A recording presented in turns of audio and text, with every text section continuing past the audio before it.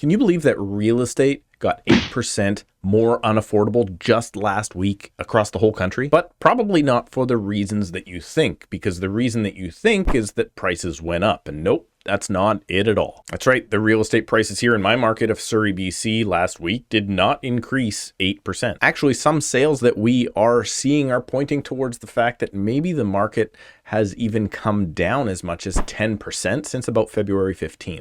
Nope, real estate across the whole country just got more unaffordable than it previously was for a whole different reason. And I'm going to talk about that in this video today. But obviously not before I ask you to please click the like button for the YouTube algorithm, because you see the like button works a little bit like this. Currently, there are a lot of really nice people not watching this YouTube channel. But then you come along and click the like button and therefore help me get the attention of other nice people like you. And then those nice people, now that they know this channel is here, can like and subscribe as well and stay up to date on my market here in Surrey, BC. Or they might subscribe just to watch this on repeat.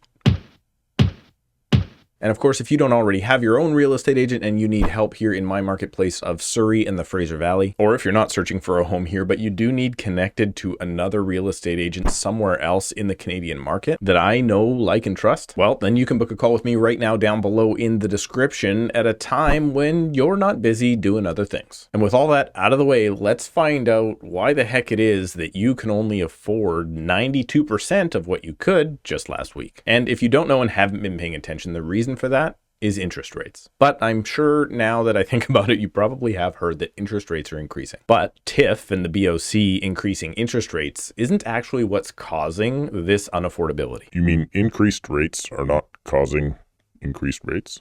Well, no, but yeah, but not really. You see, variable rates like the one I have on my personal Manulife variable rate mortgage have increased with the Bank of Canada's announcement of their quarter point increase that happened on March 2nd. And if what they say is true, we should expect that more increases are coming soon. However, most people in Canada, when looking for a new mortgage or purchasing a home, qualify under the 5-year fixed rate, which is normally the easiest rate to qualify for. And at the same time, locking in your payment for a period of 5 years, giving you certainty over that period of exactly how much your monthly housing costs are going to be. But that 5-year rate that you're qualifying for isn't actually determined by TIF or the Bank of Canada. Rather, that 5-year fixed rate is determined off of something called bond yields, which is a magical equation that I personally am way too stupid to understand. But there is one thing I do know about bond yields, and that is the fact that they are changing. And as a result, 5-year money, as we call it in the business, is getting more expensive. But 5-year money has actually been getting more expensive since about December of 2020.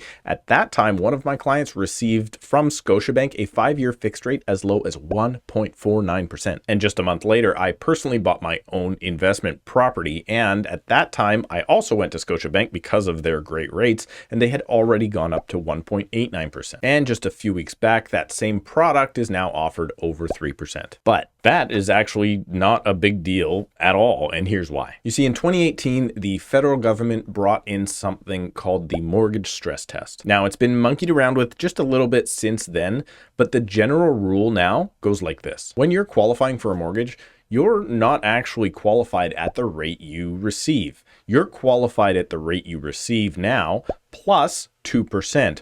Or 5.25%, whichever is greater. So even with increased rates as high as 3% or even 3.25% for that matter, you as the buyer still qualify for the exact same amount of mortgage that you would have before, even though the actual payment you're paying to the bank is now actually higher than if you had bought earlier. So in just January of this past year, if you were looking for a mortgage, there's a very good chance that if you got a 5-year rate, it could have been somewhere around 2.79%. And there's a very good chance that at that rate, the bank would have approved you for a mortgage of, let's call it $581,000 if you had a $100,000 household income, 20% down, and no other debts. Well, on March 1st of this year, there's a very good chance that the banks would have offered you that same mortgage, only now at 3.09%, meaning that your mortgage payment itself would increase. But because of the stress test that was put in place by the federal government, your actual approval would still be the same amount. Yes, you would qualify for the exact same amount of mortgage, but now at a higher rate. Now,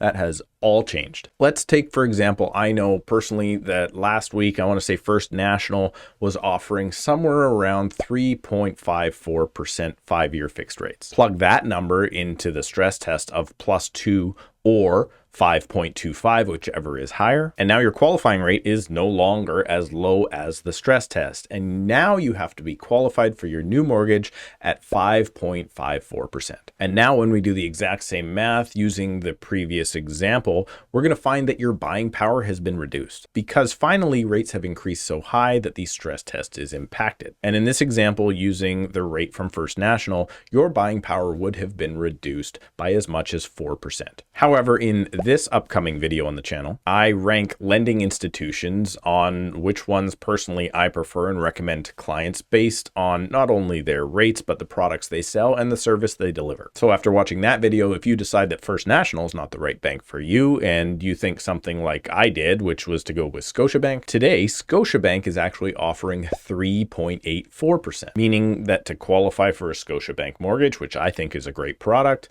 you now have to qualify at 5.84%. Plugging all this new information into that same calculation and assuming that nothing else has changed, your buying power has now decreased to $545,000. And this represents that the housing market across the entire country just got 8% less affordable for pretty much everybody. Now, obviously, this example I used had a $100,000 household income and 20% down. So you do have to realize that your specific situation will obviously vary and that percentage could be different. So if you haven't spoken to your mortgage broker in the last 2 or 3 days, you should call them today because your situation has very likely changed a whole lot. However, in speaking with my personal mortgage broker just this week, I found that, well, there might be a workaround. It appears that now, for one of the first times ever, a variable rate mortgage might now actually be easier to obtain at a lower payment than a 5-year fixed rate. The qualification for a lower, better deal might be easier. So taking a variable rate, something like I saw offered by one institution last week at 1.65% is, get this, more risk for the bank, easier for you to qualify for with more money borrowed, and it gives you a lowered payment. But here's the real kicker to it all.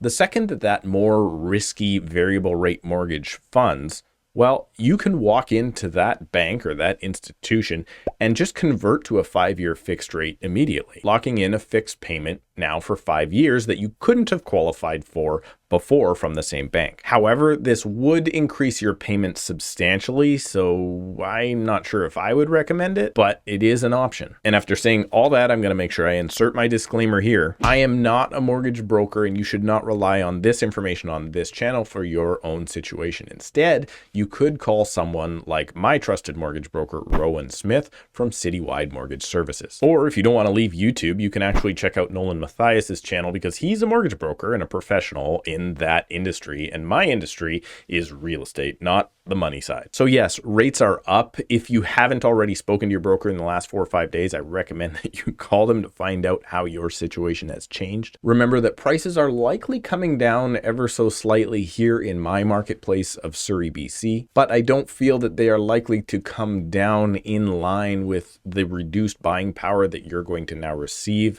as a result of higher interest rates. And that means your payments will stay the same and you will likely qualify for less. So if, for example, if you're looking for a townhouse, you may be moving from a 3-bed down to a 2-bed, or if you are already looking at a 2-bedroom townhouse, you might be moving down to a 2-bedroom condo. So please leave me a comment down below, particularly if you yourself are in the mortgage field and I've got something wrong. I'd love to better understand it. And I'm sure the subscribers here on the channel would also appreciate your point of view. Make sure to subscribe, hit the like button. You can download my Informed Buyer's Guide right now down below in the description, totally for free. Check out another video on the channel before you go, and we'll see you in a couple of days.